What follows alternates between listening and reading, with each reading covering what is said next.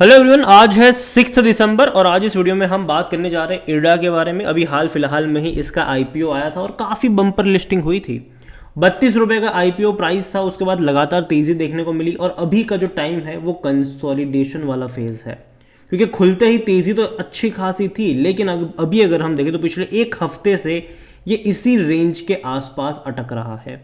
60 से 65 रुपये के आसपास ये अटक रहा है। हालांकि 67 रुपीज़ पर भी गया था ये, और काफ़ी अच्छा आईपीओ डेफिनेटली कह सकते हैं कि काफ़ी अच्छा रिटर्न यहाँ पर मिला भी है। बातचीत करेंगे इसके बारे में, लेकिन उससे पहले अगर आपने अभी तक चैनल को सब्सक्राइब नहीं किया तो प्लीज़ अभी इसे सब्सक्राइब कर लीजिए, क्योंकि आगे भी बहुत सारे वीडियोस हैं जो आपको काफ़ी ज़्यादा हेल्प करेंगे।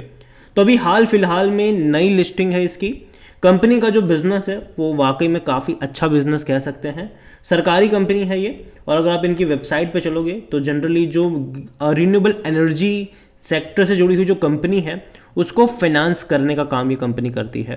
कंपनी का जो पोर्टफोलियो अगर आप देखोगे तो जो लोन वगैरह प्रोवाइड करवाती है, जो लोन पोर्टफोलियो अगर आप देखोगे तो जो विंड एनर्जी में 23% का है इनका इन्वेस्ट, 30% अगर आप देखोगे तो वो सोलर में देखने को मिल रहा है।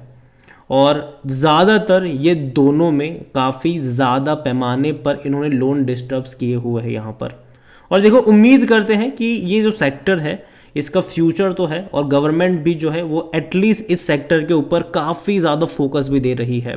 गवर्नमेंट की तरफ से काफ़ी ज़्यादा हेल्प भी मिल रही है उन लोगों के लिए, उन कंपनियों के लिए जो इस सेक्टर में काम करती है। गवर्नमेंट की तरफ से उनको सब्सिडीज वगैरह मिल भी रही है, और आने वाले टाइम में कहीं ना कहीं इसका एक अच्छा प्रभाव देखने को मिलेगा।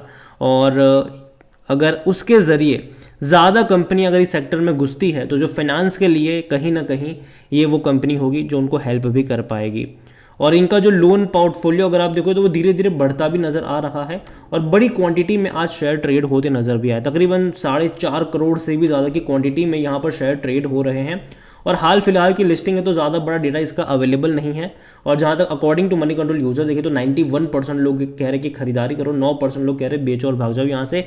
और वैल्यूएशन के हिसाब से देखा जाए तो जो इसका पी रेशियो है वो 16 का है, सेक्टर पी 18 का है। देखने में सस्ता लग सकता है आपको, लेकिन एक्चुअली में ये अभी उस कैटेगरी में है जहाँ पर ना आप इसको सस्ता कह पाओगे ना आप इसको महंगा कह पाओगे, क्योंकि इसी के जो कंपिटिटर कह लो आप, पीएफसी कह लो या आरईसी कह लो, जो पावर फाइनेंस कॉर्पोरेशन जो है उसका जो पी रेशियो वो 7.84 का है, जो इससे काफ़ी कम वैल्यूएशन के ऊपर है, काफ़ी सस्ते वैल्यूएशन के ऊपर है। आरईसी भी देखोगे तो हालांकि यहाँ पर भी तकरीबन 9.25 का पी है, जो कि कह सकते हैं कि इसके मुकाबले तो कम ही है। एक और कंपनी है इंडियन रेलवे फाइनेंस कॉर्पोरेशन। हालांकि ये कंपनी रेलवे को फाइनेंस करती है, मतलब रेलवे प्रोजेक्ट वगैरह को फाइनेंस करती है। इसका 15 का पी देखने को मिल रहा है, तो ये उसके आसपास ही है। लेकिन फिर भी जिस तरीके से जो मेन दो कंपनी जिससे हम इसको कंपेयर कर सकते हैं वो पीएफसी है और आरईसी है, और उसके मुकाबले थोड़े से महंगे वैल्यूएशन के ऊपर है। और अगर आने वाले टाइम में गिरावट एक्सपेक्टेड रही तब खरीदारी के मौके हैं, ना कि अभी जिस एग्जिस्टिंग प्राइस पर है वहाँ पर। क्योंकि देखो, एक चीज़ समझो कि जब भी कोई आईपीओ लिस्ट होता है, जैसे कि 32 रुपये का इसका आईपीओ प्राइस था, और जब ये खुला था तो 50 रुपये के ऊपर खुला था, और उसी दिन 60 रुपये का लेवल इसने दिखाया था। अगले दिन ये 67 रुपीज़ के आसपास भी गया था। तो देखा जाए तो ऑलरेडी पैसा यहाँ पर 2 दिन में डबल हो गया था, और अभी का जो टाइम है वो कंसोलिडेशन वाला फेज़ यहाँ पर बनेगा। क्योंकि हर आईपीओ में ये चीज़ देखने को मिली है कि जब आईपीओ बहुत बढ़िया परफॉर्म कर लेता है तो कुछ टाइम के लिए वो कंसोलिडेट करता है, और उसके बाद में इसको कंपेयर भी किया जाता है उसके पीयर्स के साथ। और कहीं ना कहीं अभी अगर इसके पीयर्स से कंपेयर करें तो थोड़ी सी महंगे वैल्यूएशन के ऊपर है, लेकिन पोटेंशियल अभी भी लगता है इसमें।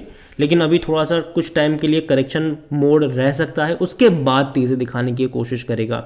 यहाँ पर शेयर होल्डिंग को लेकर देखा जाए तो सरकारी कंपनी है, प्रमोटर के पास 75% की होल्डिंग, मतलब गवर्नमेंट ही है यहाँ पर, और जो प्रमोटर के तौर पर 3.94% यहाँ पर म्यूचुअल फंड्स हैं, 4.59 डोमेस्टिक के पास है, 3.95% एफआईज लेकर बैठे हैं। तो ओवरऑल ये जो शेयर होल्डिंग पैटर्न है बड़े बड़े इंस्टीट्यूशंस की वो अच्छी है, वो बुरी नहीं है। रिटेल और अदर के मिलाकर 12.52% की होल्डिंग बनती है, जिनमें से रिटेल इन्वेस्टर 12.41% पर बैठे हैं। तो देखा जाए तो शेयर होल्डिंग पैटर्न में जो प्रमोटर के बाद बड़ी क्वांटिटी आती है तो वो रिटेल इन्वेस्टर्स लेकर बैठे हुए हैं, और डेफिनेटली वो थोड़ा बहुत प्रॉफिट टेकिंग करने की बीच बीच में कोशिश करेंगे जिसको आईपीओ से वो शेयर अलॉट हुआ है। क्योंकि जब एटलीस्ट पार्शली प्रॉफिट की कोशिश हमेशा होती है ये, और ये मैं मान के चल रहा हूँ कि यहाँ से करेक्शन थोड़े बहुत बन सकते हैं, और अगर ये शेयर गिरकर 50 से 55 की रेंज में जाता है तब जाके ये अट्रैक्टिव हो सकता है। अभी 64 रुपीज़ का लेवल मुझे लगता है कि थोड़ा सा कंसोलिडेशन वाला रह सकता है, हालांकि आज तेज़ी दिखाई ज़रूर है, लेकिन अगर आप ये चीज़ नोट करो तो पिछले 3 दिनों में मार्केट ने बहुत ही बेहतरीन तरीके से रिटर्न बना कर दिया है। मंडे, ट्यूसडे, वेडनेसडे बहुत बेहतरीन रहा है बाजार के लिए। 5%, 10%, 20% तक के रिटर्न सिंगल डे में बने हुए हैं। तो ऐसे में यहाँ पर भी आपको उस तरीके की तेज़ी देखने को मिल रही है। लेकिन कल को कुछ दिनों बाद जब बाजार करेक्शन के मोड में होगा तो डेफिनेटली यहाँ पर भी आपको उसका असर देखने को मिलेगा, और तब जाके ये अगर 50-55 की रेंज में होगा तब ये मुझे लगता है कि अट्रैक्टिव हो सकता है। लॉन्ग टर्म का फ्यूचर बेटर लग रहा है, इसका कोई दिक्कत की बात नहीं है। और जहाँ तक बात करें रिन्यूएबल एनर्जी के से जो प्रोजेक्ट की बात करें तो आगे और बड़े प्रोजेक्ट देखने को मिलेंगे, चाहे वो गवर्नमेंट की तरफ से हो या फिर चाहे वो प्राइवेट प्लेयर की तरफ से हो, और ये होने वाला है।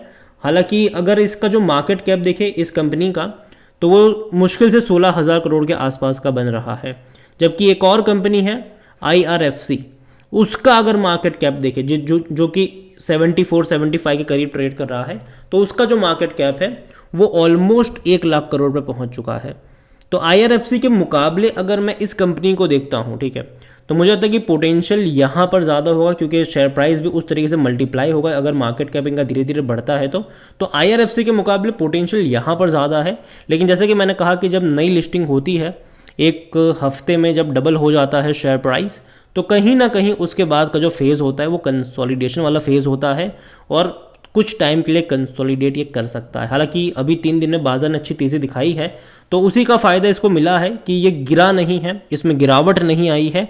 हालांकि कल गिरावट थी ज़रूर, लेकिन आज गिरावट यहाँ पर नहीं आई है, और उम्मीद करते हैं कि आगे भी कंपनी अच्छा परफॉर्म करे। लेकिन जहाँ तक का जो लेवल मुझे प्रीफर लगता है, अच्छा लगता है, वो 50 से 55 रुपये के आसपास का लगता है, क्योंकि जब भी कोई शेयर नया लिस्ट होता है और बहुत बड़ी तेज़ी जब 1-2 दिन में बन जाती है तो करेक्शन का मोड डेफिनेटली उसके बाद में देखने को मिलता है। अगर आप चाहो तो प्रीवियस IPO जो पिछले साल लॉन्च हुए थे या फिर आज से 6-7 महीने पहले आए हुए हो, उनका आप चाहो तो एक बार चेक कर सकते हो कि यही सेम पैटर्न फॉलो होता नज़र आ रहा है। तो हालांकि कंपनी ख़राब नहीं है, अच्छी कंपनी है, लेकिन मैं इतना ही कहूँगा कि अभी जिस प्राइस पर है वो थोड़ा सा इसके कंपटीटर्स के मुकाबले, इसके पीयर्स के मुकाबले महंगे वैल्यूएशन के ऊपर है, और यही वजह है कि अगर यहाँ से ये थोड़ा सा करेक्शन दिखाएगा, अगर मान लीजिए कि 12-15% का करेक्शन अगर यहाँ से ये दिखाना शुरू करता है, तब जाके ये एक अट्रैक्टिव शेयर की कैटेगरी में लिस्ट हो सकता है। ये मेरा मानना है, बाकी मर्जी आपकी है। वीडियो को यहीं पर एंड करूँगा। पसंद आया हो तो लाइक करो, शेयर करो, चैनल वगैरह पहली बार हैं तो प्लीज़ सब्सक्राइब करें, और इंडियन रिन्यूएबल एनर्जी के बारे में आप क्या सोचते हैं वो भी आप मुझे कमेंट में लिख के बता सकते हैं। Thank you.